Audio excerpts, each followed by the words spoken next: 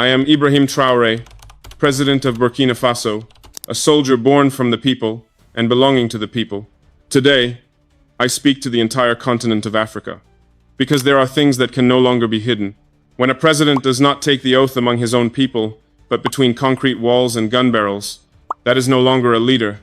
That is a ruler living in fear. These are the words I want to say directly to this continent, in light of what has taken place in Tanzania. A few days ago, Samia Suluhu, the woman who calls herself the President of the United Republic of Tanzania, took her oath of office not amid the cheers of her people, but amid the clatter of weapons, inside a military barracks in Dodoma.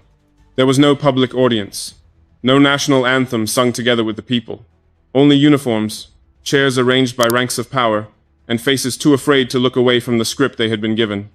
Television cameras were restricted to certain angles, all pointed at the central podium. No one was allowed to see the steel fences surrounding the site. No one heard the voices of the people outside, because the applause heard on television was added later, edited to fit the performance. Every person seated inside the hall had been pre-selected not because they represented the people, but because they knew how to bow their heads. Just beyond the fences, police dispersed the crowds with tear gas.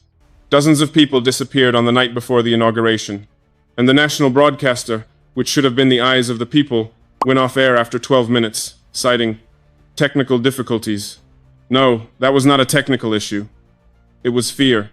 A true leader takes the oath before their people. One who rules through fear takes the oath among guards.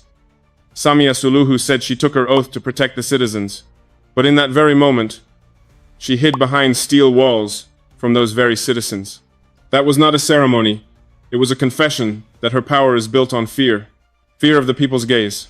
Fear of the cries from the streets. Fear of the very name Tanzania she swore to represent. Al Jazeera and DW have confirmed that in Dar es Salaam, protests were violently dispersed. More than 40 people were arrested. Amnesty International stated, media outlets and civil society organizations were denied access to information during the first 72 hours. But the most brutal thing, ladies and gentlemen, was not in the ceremony itself.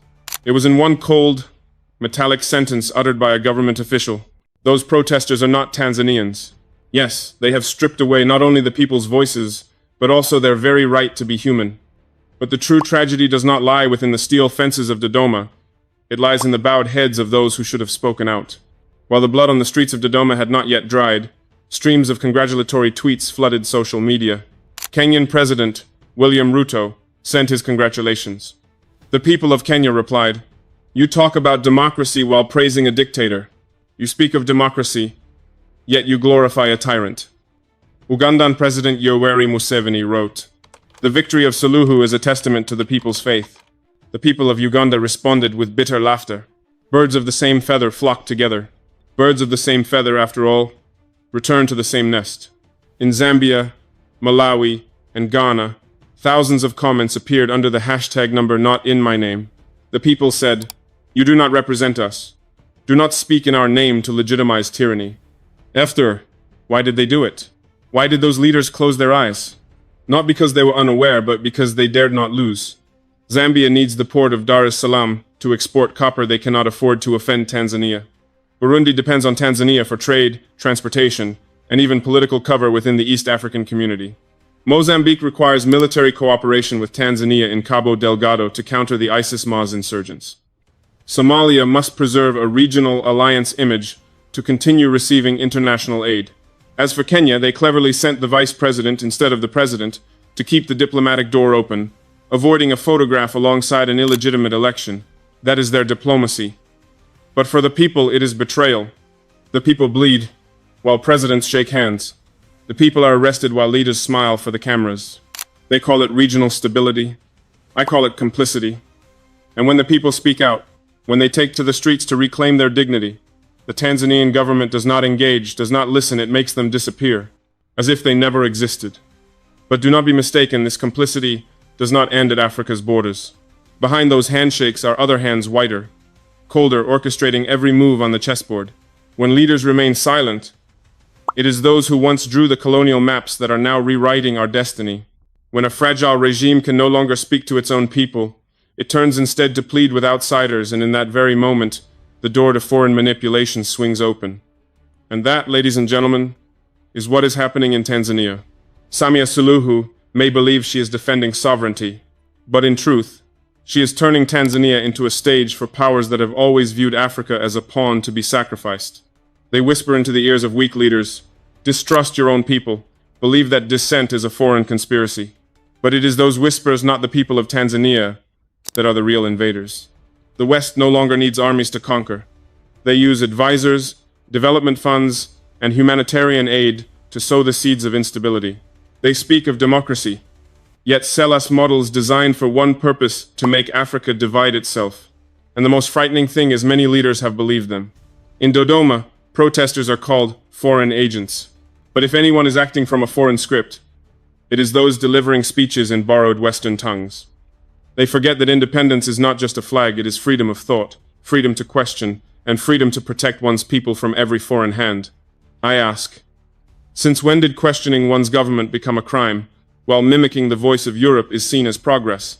Since when did the voice of the people become disruption, while the words of foreign advisors are treated as stability?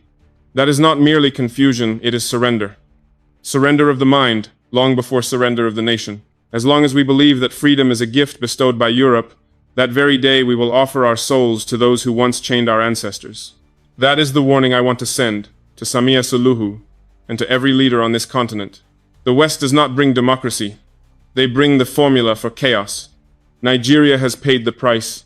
Sudan has paid the price.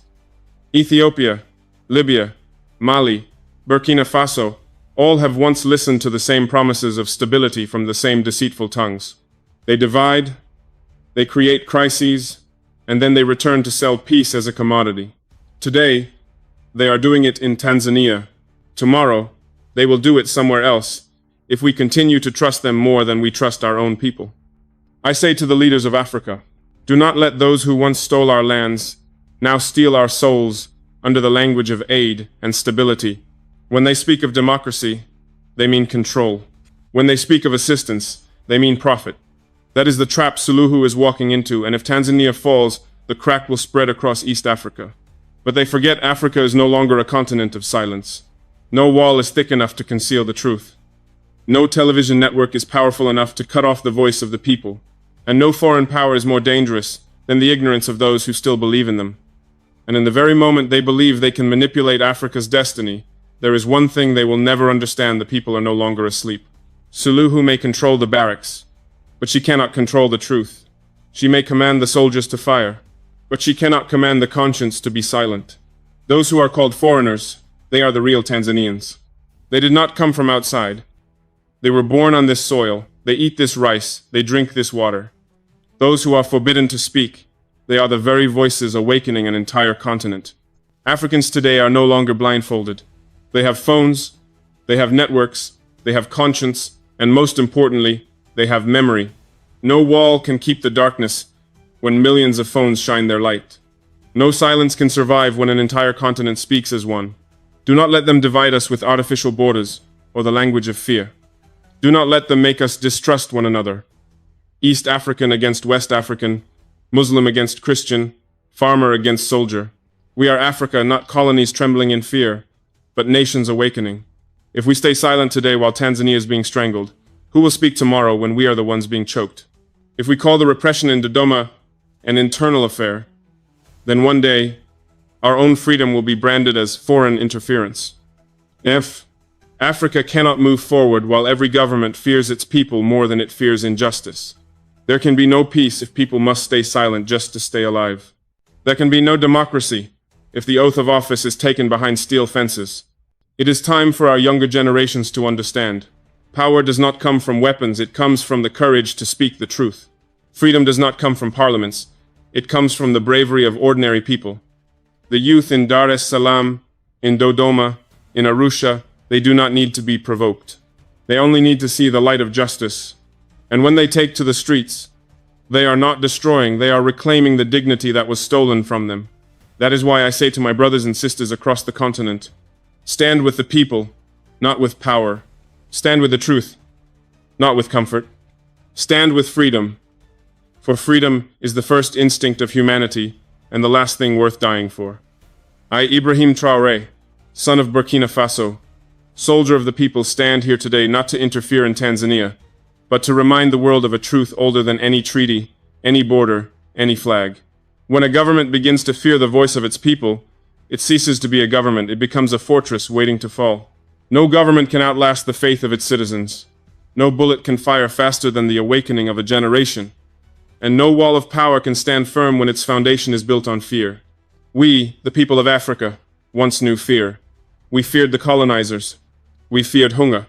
We feared the sound of guns, and even the darkness within our own hearts.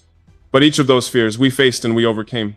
We turned chains into lessons, and wounds into memory. Now the only fear left for us to conquer is the one that still lives within. They, those trembling on their shaky thrones, may call you rebels, outsiders, agents of foreign powers. But they only call you that because they tremble before what you carry inside you, the future. That future does not belong to buildings draped in flags, nor to the hands that sign treaties with those who once stole our lands.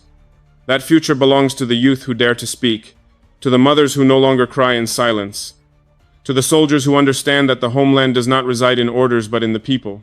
They may shoot at our chests, but they cannot shoot at the truth. They may cut the broadcast, but they cannot cut the path of light.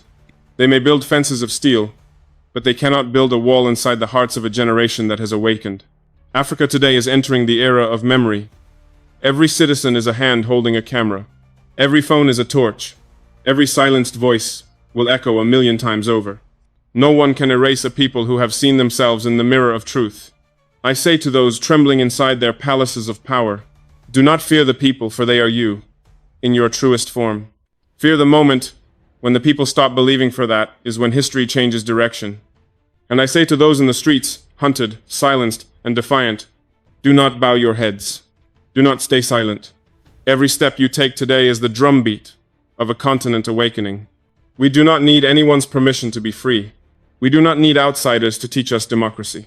We have already paid enough in blood, in tears, in time. Now, it is time for Africa to write its next chapter with the pen of its own people. The fear does not lie in armies, it lies in a generation that no longer fears. They call you outsiders because they are afraid you belong to the future, and that future belongs to us.